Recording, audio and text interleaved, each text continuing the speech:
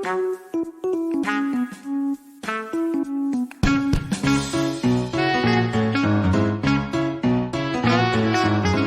suis le docteur Cyril Fischoff, chiropracteur, spécialiste en échographie musculo-squelettique, exerçant à l'île Maurice. Je vous invite à écouter un nouvel épisode du podcast Vertèbre & Co, chaque premier et troisième lundi du mois. Ce podcast est consacré à l'univers de la médecine musculo-squelettique. Au travers de petites histoires cliniques issues de nos consultations, des dernières données scientifiques ou encore d'interviews de différents spécialistes, nous abordons divers thèmes, que ce soit le diagnostic des troubles musculo-squelettiques, les mécanismes de leur genèse, les moyens de prévention ou encore les traitements des plus classiques aux plus avant-gardistes. Vertèbre & Co s'adresse à tout public et se veut un rendez-vous de vulgarisation au service de chacun.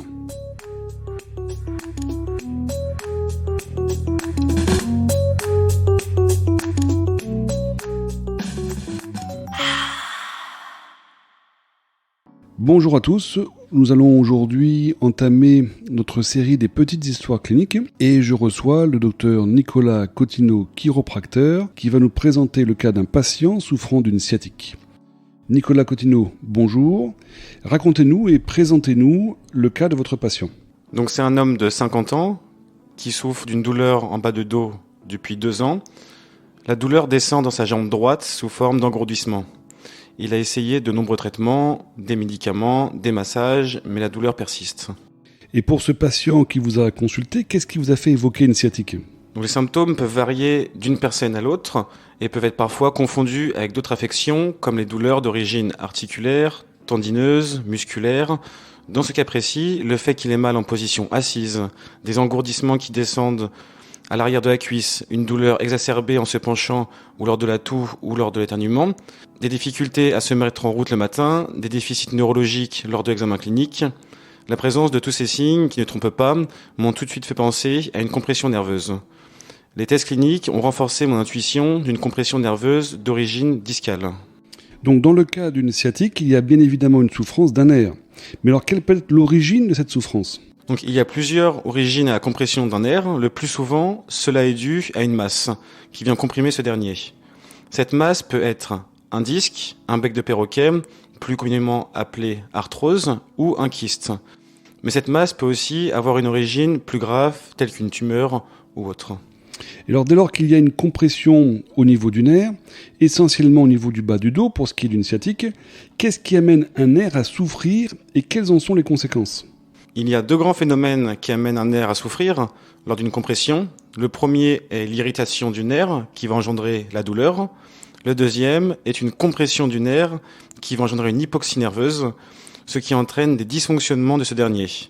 Donc, il peut engendrer des douleurs, des troubles neurologiques tels qu'une perte de force, une diminution de la sensibilité sur le territoire du nerf, une diminution des réflexes ostéotendineux, et dans les cas les plus graves, des troubles sphinctériens tels qu'une incontinence. Parmi les causes de compression des racines du nerf sciatique, vous avez évoqué la possibilité d'une hernie discale. À quoi cela correspond exactement ? Donc pour comprendre l'hernie discale, il faut avoir de petites bases d'anatomie. Le disque est une sorte de coussin situé entre 2 vertèbres, ce qui permet aux vertèbres de bouger les unes par rapport aux autres. Dans les cas d'hernie discale, c'est ce disque qui est en souffrance qui vient sortir de son espace normal. Dans certains cas, il peut venir comprimer une racine nerveuse, engendrant ainsi ce phénomène de sciatique. Par rapport à ces hernies discales qui viennent comprimer les racines nerveuses, et donc engendrer la sciatique, on l'a bien compris, qu'est-ce qui peut expliquer qu'un patient développe un problème discal ? Quelle est l'origine de l'hernie discale ? De façon générale, sauf traumatisme ou effort de soulèvement, cela apparaît bien souvent avec l'accumulation de mauvaises postures, habitudes quotidiennes. Aussi d'un manque de tonicité des muscles profonds, notamment les muscles stabilisateurs. Mon rôle de chiropracteur, en plus de traiter le problème, sera de donner des conseils posturaux et d'hygiène de vie pour limiter au maximum le retour des douleurs.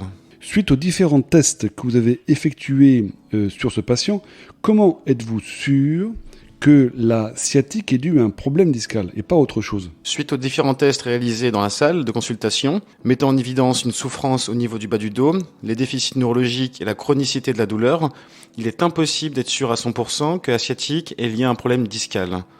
Pour en être sûr, j'ai donc prescrit au patient une IRM lombaire qui a mis en évidence une hernie discale postérolatérale L5-S1 droite avec compression de la racine nerveuse S1.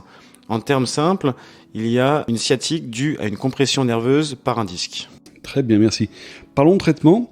Alors, comment ça se soigne en tant que chiropracteur? Comment vous approchez ce type de problématique? Une fois que le diagnostic posé et tout signe de gravité éliminé, le traitement classique consistera à réaliser différentes techniques en fonction de la symptomatologie et des résultats des tests.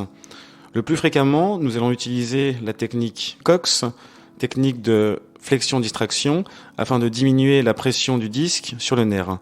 L'électrostimulation intramusculaire périneurale, technique mise en place par le centre, consistant à travailler sur les muscles profonds du dos, surtout les muscles multifidus, à l'aide d'électrodes. Ce sont ces muscles qui stabilisent la colonne vertébrale. L'objectif sera d'identifier les muscles inhibés, endormis, pour les restimuler, donc les réveiller, et de neuromoduler la douleur via les nerfs sensibilisés.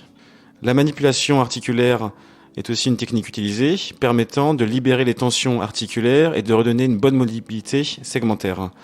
On peut aussi utiliser la photobiostimulation, qui est une technique innovante et récente, qui consiste à diminuer l'inflammation et la douleur de la zone en souffrance. Aussi la cryothérapie hyperbare permettant de diminuer la douleur lombaire. Suite à ce traitement, comment faites-vous pour éviter le phénomène de rechute? Donc en fin de traitement, l'objectif est de maintenir l'efficacité du traitement et de prévenir les récidives en réalisant des exercices encadrés par un professionnel de la réhabilitation. Ces exercices permettront de renforcer les muscles profonds du dos, de travailler sur les mauvaises postures et de gagner en souplesse. Docteur Cosino, écoutez, je vous remercie pour vos précisions sur la sciatique, le diagnostic et sa prise en charge. Je vous donne rendez-vous très bientôt dans un nouvel épisode du podcast Vertèbre & Co. En attendant, portez-vous bien, restez actifs et si vous avez des questions ou des idées de thèmes que vous souhaitez que nous abordions, n'hésitez pas à me contacter sur la page du podcast vertebrenco.com.